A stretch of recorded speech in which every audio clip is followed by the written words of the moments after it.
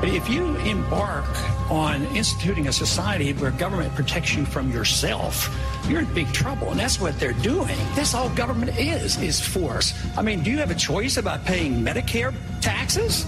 This government uses force to mold behavior or mold the economy. They've overstepped the bounds and they violated the whole concept of our revolution and our Constitution. Well, it's Monday, folks, and it's time for another edition of the Freedom Link right here on the Orion Talk Radio Network. I'm Joe Joseph, along with Johnny King. Johnny boy, what say you tonight? Oh, very excited. Let's get going, Joe.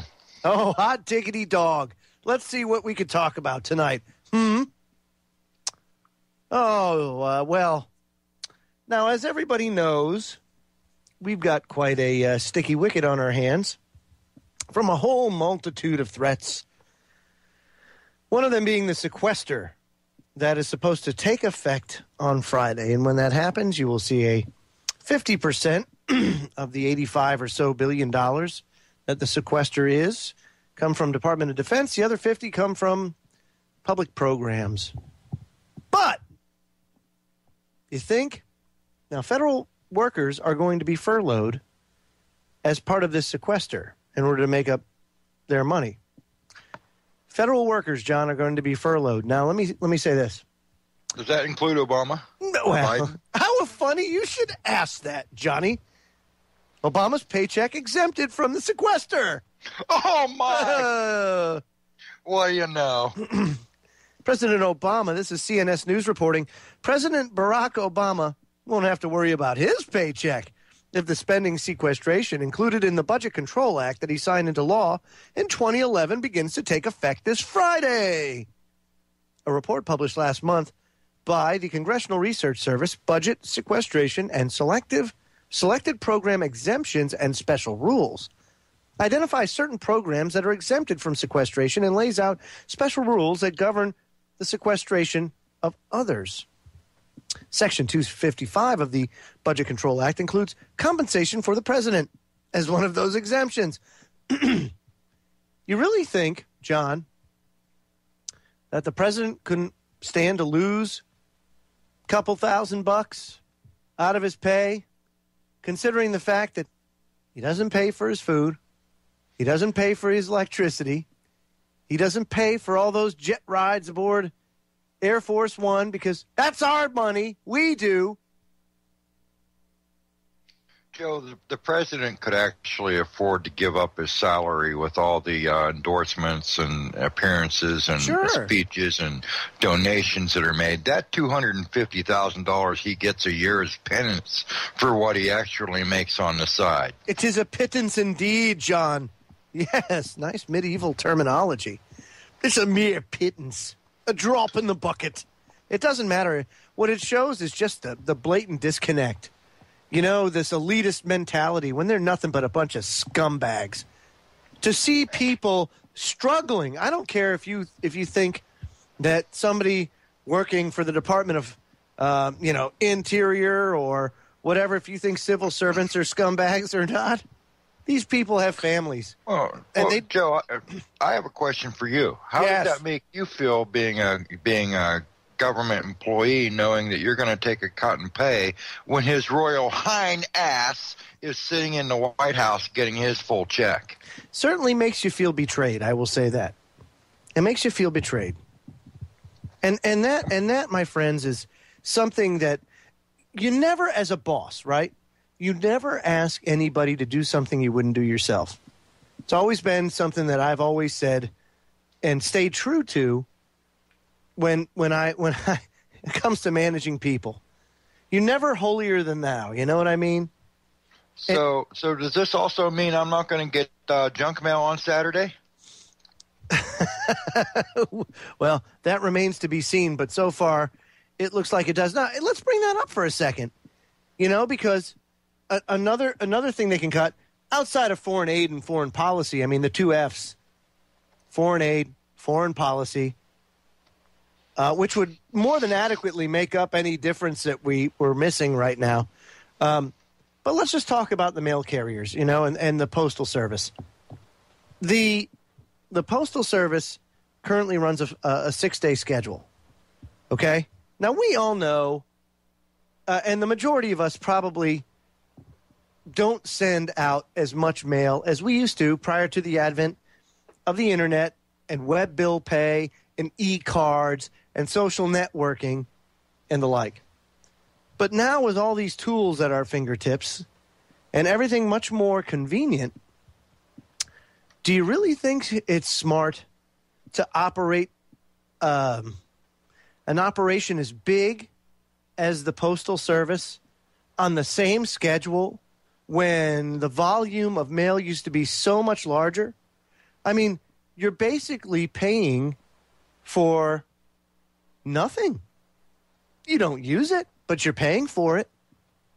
So these are sensible things to do in order to start talking about reducing the debt.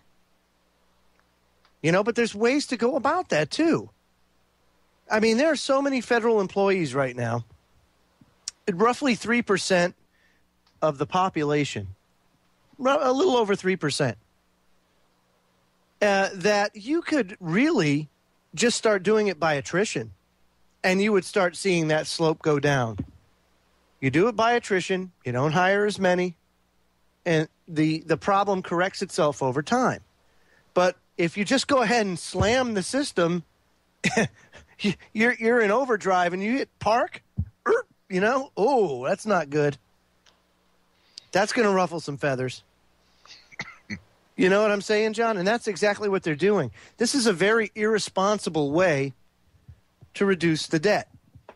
You can't just go full stop. Well, you can. Let me just say this. You can, but it's going to be a lot more painful, at least in this regard. Now, you can go full stop and say, look, we're pulling out of we're going to close half our military bases around the world. That's not going to hurt us here. In half those places, we're not wanted anyway, and serve no purpose except to promote imperialism or drone warfare, which we'll talk about tonight, too. You know, Popeye just chimed in and says, fire the TSA. Damn right, fire the TSA. George Bush saw the government expand 40% on his watch due to the creation of the TSA and the Department of Homeland Security. I mean, this is just unbelievable stuff, and nobody gets it? Well, it's all for show, Joe. It's all to give somebody a job in the economy that we're experiencing right now. I have a friend that I work with. He just come back from Hawaii, and he went right through security at the TSA checkpoint, no problem whatsoever. Put his carry-on bags through the X-ray. The TSA agent never once looked at the machine the whole time his bag was being X-rayed, and he was astounded. And I told him, I said, dude, it's all for show. That's all it is, and to get you to submit. He's fully awake. He knows what's going on, but it was mind-blowing to he said to him, for him to put his handbags, carry-on luggage onto the belt and have the TSA agent look away as soon as they were going through the machine.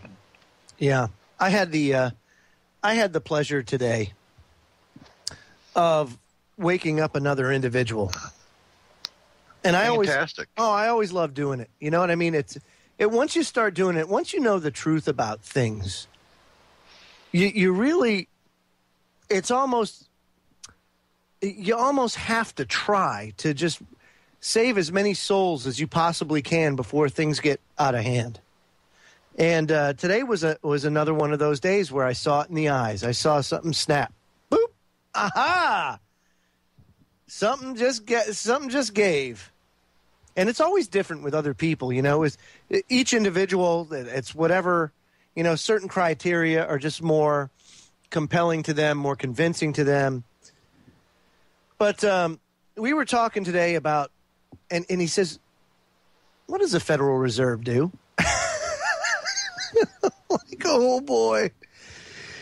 And it just so happened to be the Federal Reserve was his thing that snapped it for him. And so we were talking about, you know, the setting of monetary policy, printing the printing the money. He goes, well, why does the Federal Reserve do it? Why doesn't the Treasury just do it? And we started getting into Edward Mandel House and Woodrow Wilson and how he sold the store to get elected president. And, talked about what Wilson said when he was leaving office. How I've unwittingly destroyed my country. It was that sorrow, that guilt, John, that literally, caused his health issues and, made him leave and after having multiple strokes and having his wife run the White House for the last 2 years of his presidency. Well, Joe, did you also point him in the direction of the Not Quite Ready for Radio show by Freedom Link? Well, of course, and that's what you try to do that. But the other thing is the he also asked, well, what's a derivative? And I'm like, oh boy, a derivative. Well, and of course, questions. Well, because it's very convincing. And these are it just so happens that this is the stuff that interests him. And I said, so you're at a table, right? You're at the casino, and you go to the roulette table, and you're playing away, and you lose some more, and you lose some more. Well, it's time to go pay your credit line. They give you a line of credit, but you maxed it out. You got to go pay it. So you get up to the teller, and you say to the teller, I'm not paying that. Instead, I'm going to double down on that debt. And that's what a derivative is. A derivative is a bet on bad debt. And so basically, the derivatives were created so that financial institutions, investment houses, and different mutual funds, all that kind of stuff, they don't have to report a bad bet or a loss, because what that derivative does is cover it as a bet on that loss, saying that I'll bet that I can make more in this time, or then I have to pay up. Oh, well, no, you don't, because then you just make a derivative on that. And then just steamrolls to the point now where we have $1.5 quadrillion worth of bad debt. Just nothing. $1.5 quadrillion bubble. This derivatives bubble. The number is so just ill. It's just inconceivable, that number. It's just so non-realistic. Is that $1 billion trillion? Yes. Well, it's more than that. It's $1.5 billion trillion. So, ouch. Yes, I know. But that's just it. There's no way in hell that that's going to happen. I can't conceive a trillion, let alone, a billion trillion. I mean, holy shit. Right. Excuse me, but that's a big, huge number. That's a huge number. And so you have to understand that that's not even possible. So when this derivatives bubble and this financial bubble explodes, they already have an answer for you, and that's going to be the one world cashless monetary system. And, of course, everybody's going to want to go because the whole thing is going to be, well, you know what? Let's wipe the slate clean. Everybody gets a clean slate that joins our little club, that joins this monetary system. You don't have to pay that debt. It's all gone. Just come on and take that mark for us, shall you? Come on. That's it. And I always think about Revelation 18. It just really, it always comes to me. And this is what I said to him, and this is what made him snap. You know, and I think I read it the other night. And after these things I saw another angel come down from heaven, having great power, and the earth was lightened with his glory. And he cried mightily with a strong voice, saying, Babylon the Great is fallen, has become the habitation of devils, and the hold of every foul spirit, and a cage of every unclean and hated bird. For all nations have drunk of the wine of the wrath of her fornication, and the kings of the earth have committed fornication with her, and the merchants of the earth are waxed rich through the abundance of her delicacies. And I heard another voice from heaven saying, Come out of her, my people, that ye not be partakers of her sins, and that ye not receive of her plagues. And that's who we are. You don't have to be a Christian. You don't have to be part of a church or ideology. You don't have to conform to any doctrine. That's where everybody went wrong. The Bible speaks of this, and it applies to every human being. And it says, wake up. And we're living in that time right now. It says, wake up. You see what's going on? Don't participate. Get out. That doesn't mean physically get out. Oh, gosh, I got to move to Fiji now. No. It means get out. Don't participate in that system, in this system. Start getting yourself independent of that system. I know it sounds crazy, Johnny, but being able to grow your own garden, being able to do things independently and making yourself less reliant on that system is what it means. Well, let's just take tonight before the show, Joe. I was eating my dinner. I was eating a pizza made from the sauce that I made from the garden-grown vegetables that I grew last summer, and my own bread with some mozzarella and pepperoni. That was my personal pepperoni pizza. I mean, what better than that? That is healthy food, straight from the garden, no additives, and I didn't have to go to the store to purchase it. That's right. That's awesome, dude. Self-sustaining. That's awesome. And that's what I'm talking about. Things like that. You have to understand.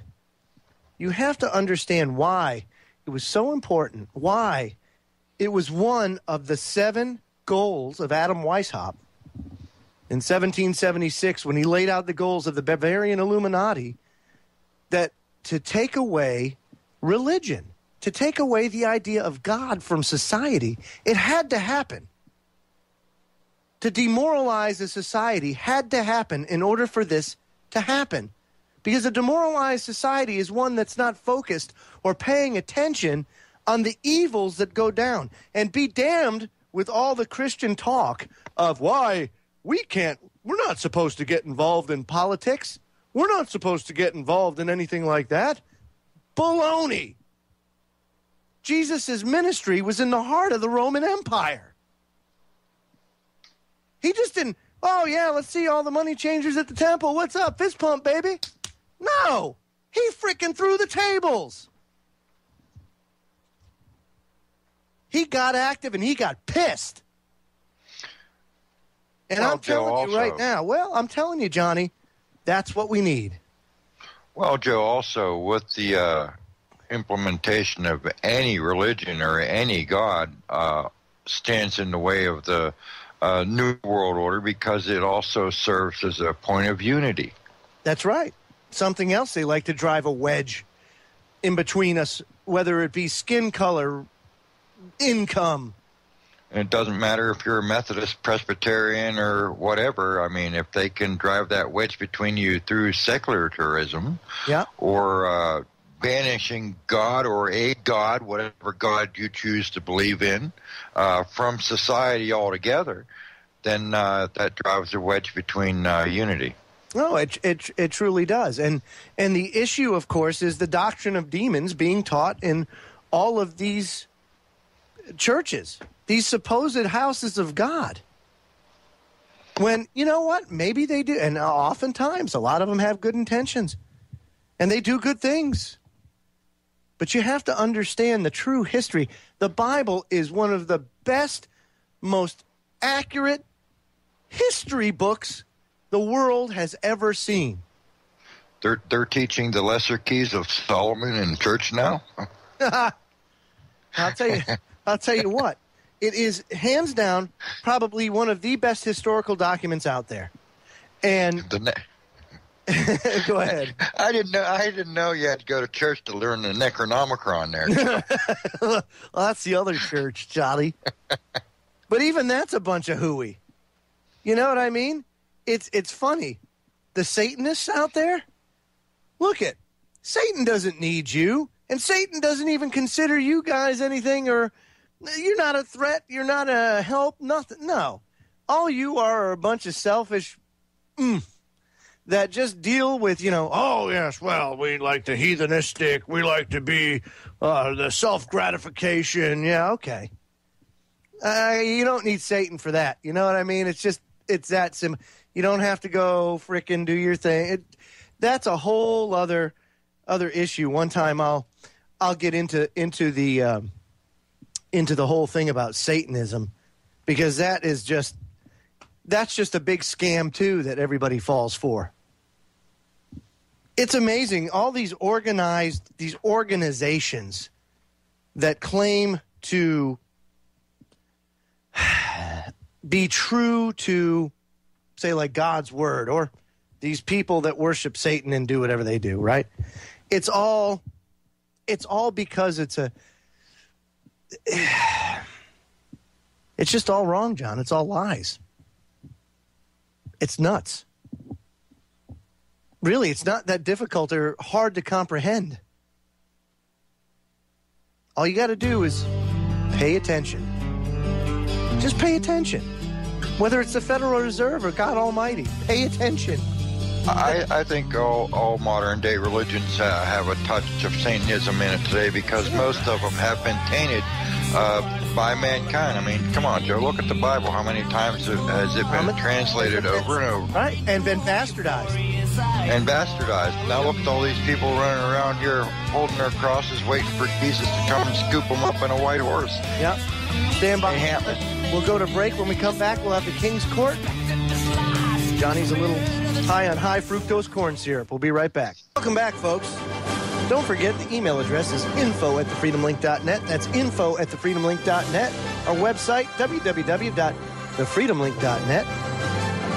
Holy smokes, I'll tell you what.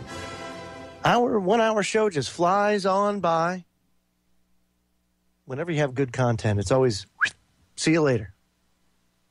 And speaking of good content, it's time once again for the King's Court to be called into session. So, Johnny King, take it away.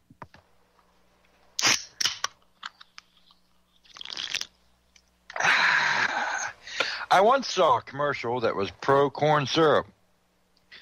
The actor/farmer said, "Your body metabolizes corn syrup just like it would cane sugar. To your body, sugar is sugar. So eat all you want. We'll grow more." You know what? That dishonest SOB was right. Your body does treat corn syrup like regular sugar. However, I don't like being politically correct. I'm not a politician. So if you're ugly, not cosmetically challenged. Not being one for being politically correct, America is fat. Way too fat. As a matter of fact, diabetes and being overweight has become an epidemic in this country. You know why your son or daughter is fat? Because they sit around all day playing video games. God forbid they should go outside and have fun and do an activity. Go out at recess and play cops and robbers like I did when I was a child. Only now Johnny would be expelled for having his fingers pointed like a gun and yelling, "Bang! Lock down the school. We have a shooter at the monkey bars, and he has a fully loaded finger." Corn syrup is everywhere and is difficult to escape. It wouldn't be so bad, but it's high fructose corn syrup. That means it's concentrated. What happens if I consume too much high fructose corn syrup? Most of the carbohydrates we eat are made up of chains of glucose. When glucose enters the bloodstream, the body releases insulin to help regulate it. Fructose, on the other hand, is processed in the liver. To greatly simplify the situation, when too much fructose enters the liver can't process it all fast enough for the body to use as sugar. Instead, it starts making fats from the fructose, sending them off into the bloodstream as triglycerides. Why is this bad? This is potentially bad for at least 3 reasons. High blood triglycerides are a risk factor for heart disease. Fructose ends up circumventing the normal appetite signaling system, so appetite-regulating hormones aren't triggered and you're left feeling unsatisfied. This is probably, at least in part, of the reason why excess fructose consumption is associated with weight gain. There is growing evidence that excess fructose consumption may facilitate insulin resistance and eventually type 2 diabetes. However, some of this effect may be from chemicals in the soda which reacts to the high fructose corn syrup. Do you think that high fructose corn syrup in your kids' candy, drinks, snacks, and meals still are good? So if fructose ends up circumventing the normal appetite signaling system, so appetite regulating hormones aren't triggered, and if you're feeling unsatisfied, causing you to eat more portions of high fructose corn syrup is metabolized in the liver and excess is turned into fat, how do we start eating healthy if everything we eat has corn syrup in it? Start making meals from scratch. Read ingredients. Understand earth meal is worms in your hot dogs, people. Understand that high fructose corn syrup is much worse than regular sugar. Corporations use it because it's cheaper, not healthier, besides killing you off with heart disease, diabetes, liver disease, or any other ailment brought on from being fat. Fits right into the little program called Agenda 21. How do you know you're fat? By a scale? Maybe. But if you get on an elevator and people that are already on it glance at you, then at the weight capacity of the elevator, maybe it's time to make that switch. Give up the processed foods, even for 2 or 3 nights a week, and make meals from scratch and watch the weight lose or fall off. Watch the change. Your heart will thank you, your body will thank you, and you will be winning the war on Agenda 21, one meal at a time. Just think, being able to swim in the sea without fear of the sea shepherd. So, yes, the farmer/actor was right. Fructose is treated like cane sugar by the body. But what he isn't telling you, that is also killing you like a slow bullet. Court adjourned.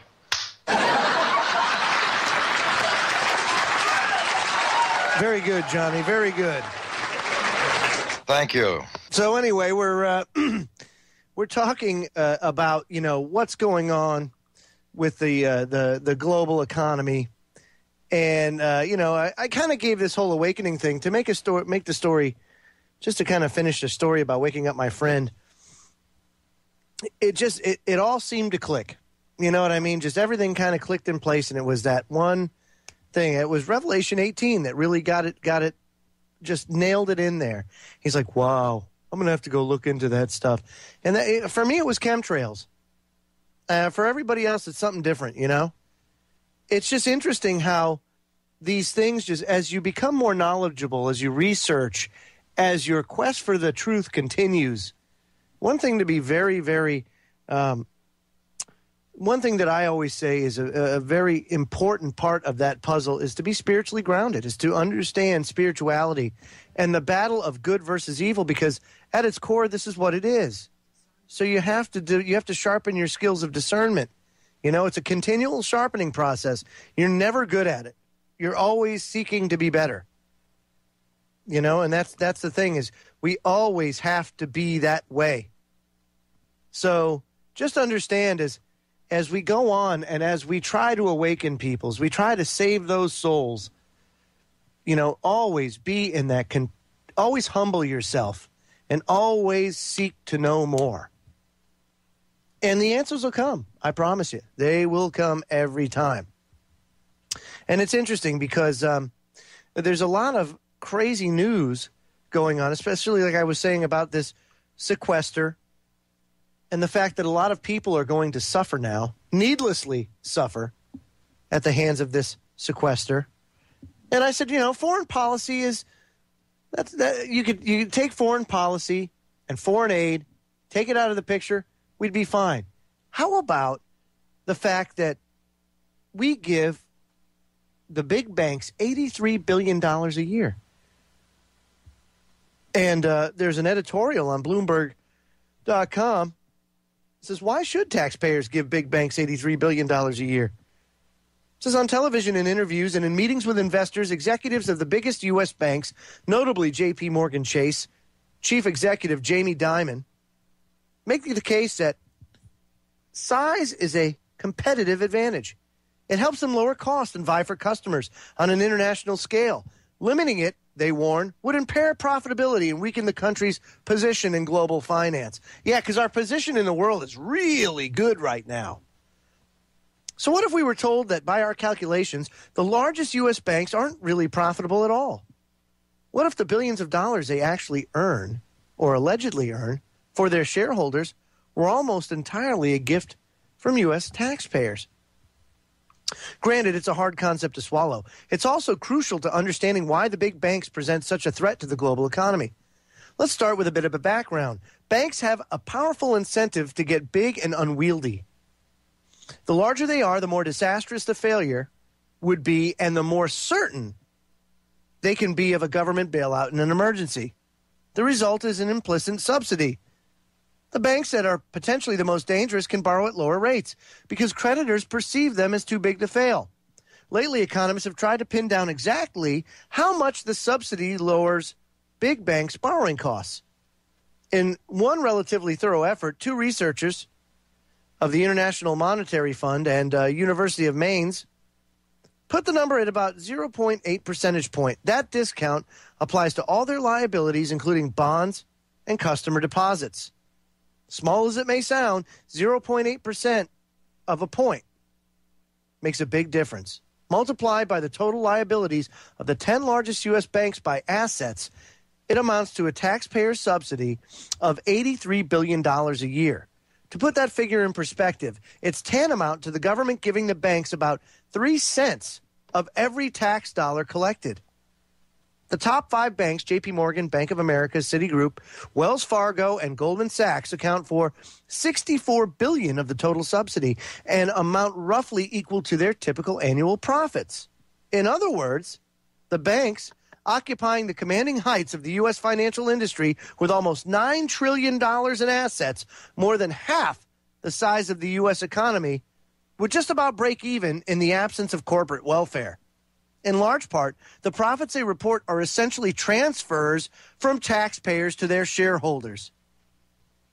So yet another example, folks, of the evil and the corruption that happens as a response, or as government and the private sector collude with one another. Oh yes, we'll support and back your campaign. You just make sure the money keeps coming in. And then you wonder who pulls the purse strings. Who pulls the puppet strings, Johnny? Who does it? The banks. The banks and the corporations. That's right. And then we have to say, and then we're putting good people out.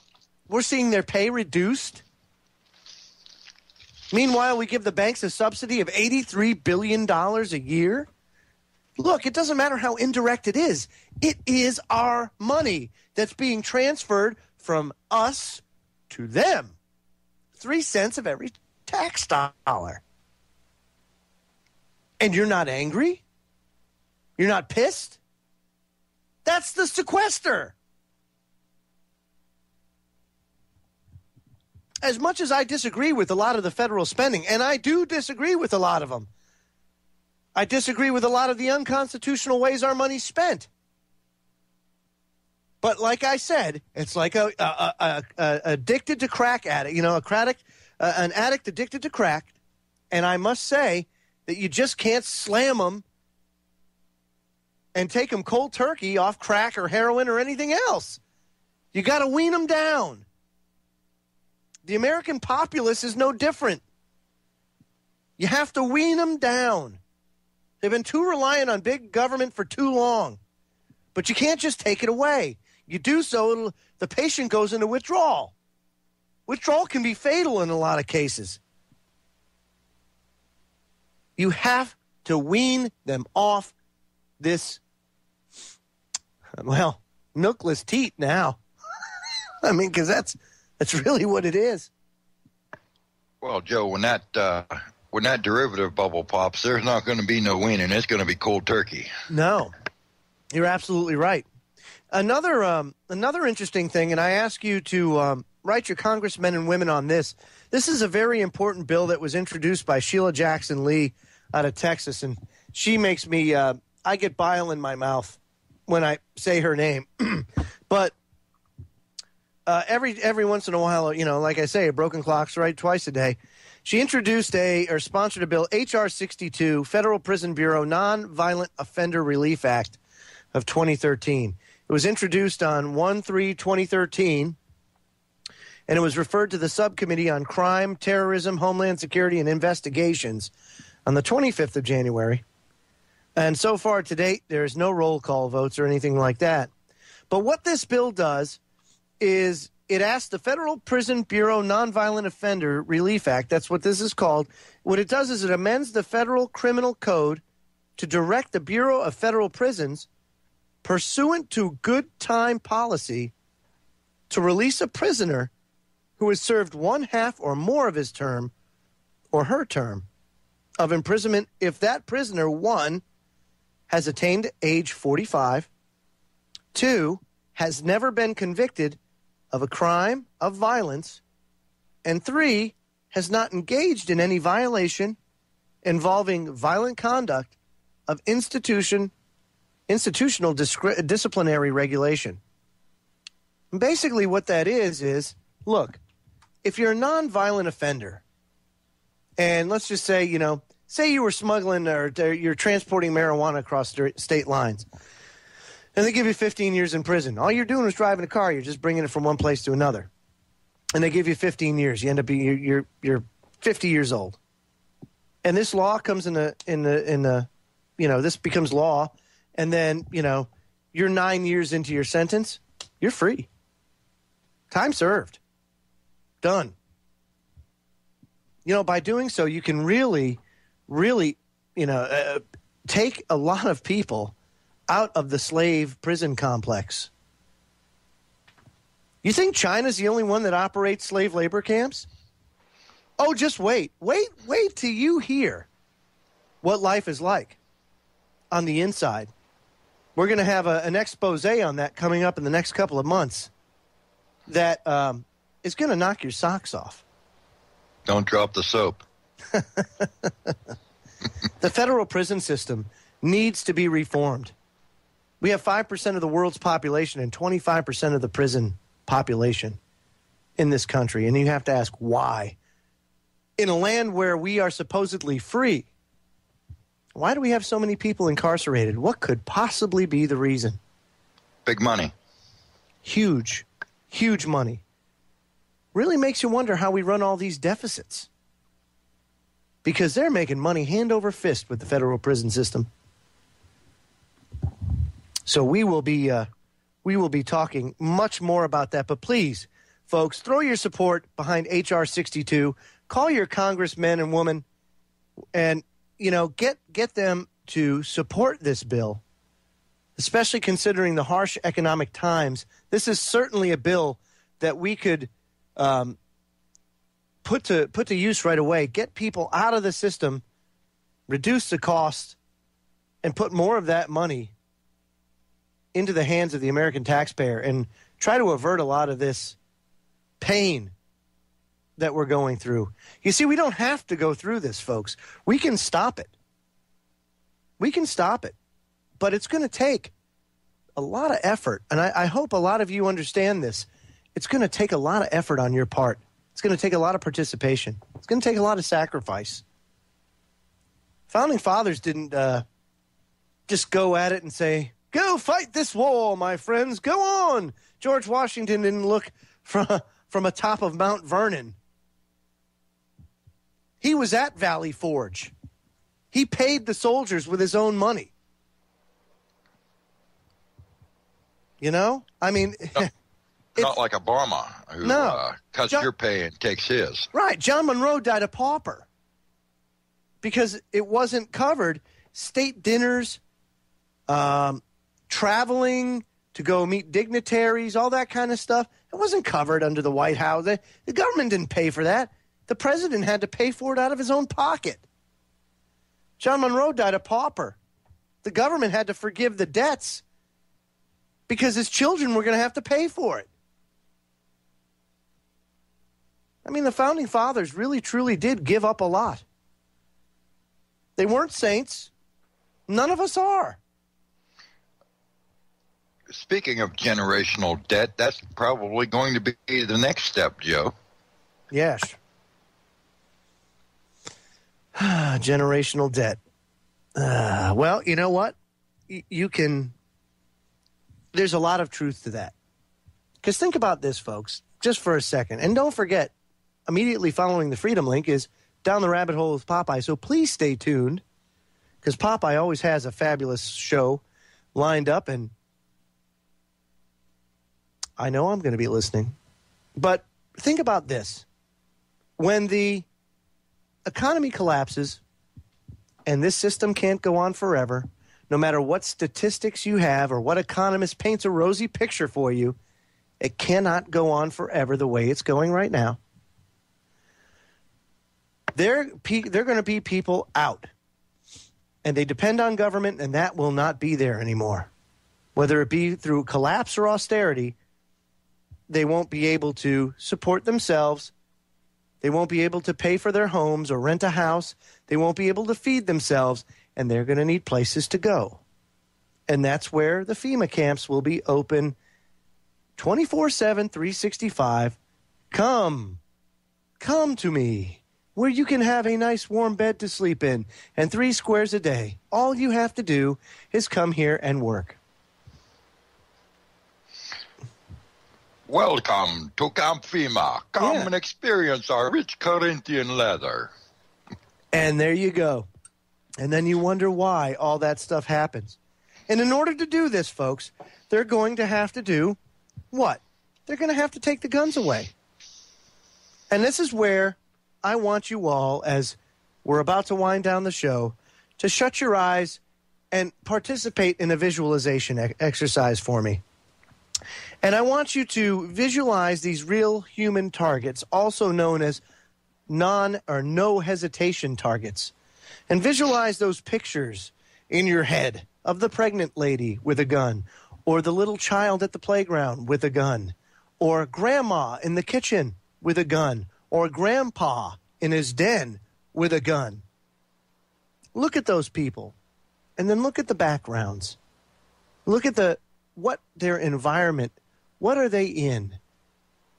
And how are they conditioning the people that are using these targets? What could be the purpose?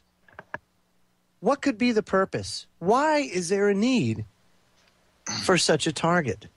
And what other possible scenario, aside from a door-to-door gun confiscation, can you see? Joe, the one that scares me is that one with the 9-month-old baby driving the Abrams. If those babies could go to war, boy, I tell you what, we'd be in deep trouble. So I just want everybody, I want to leave you with this thought tonight as we get ready to pass the torch along to Popeye.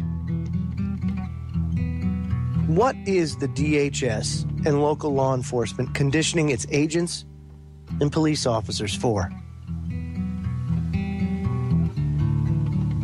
I mean, it doesn't require deep thought. But I want everybody to think about this, use your critical thinking skills, and pass the word along. It's a very dangerous and perilous time we live in, but it doesn't have to be. We can change it. But it's going to take the effort of each and every one of you and a whole lot more. Who's on tomorrow night, Joe? Michael Bednarik joins the broadcast tomorrow night for 2 hours of fun and excitement.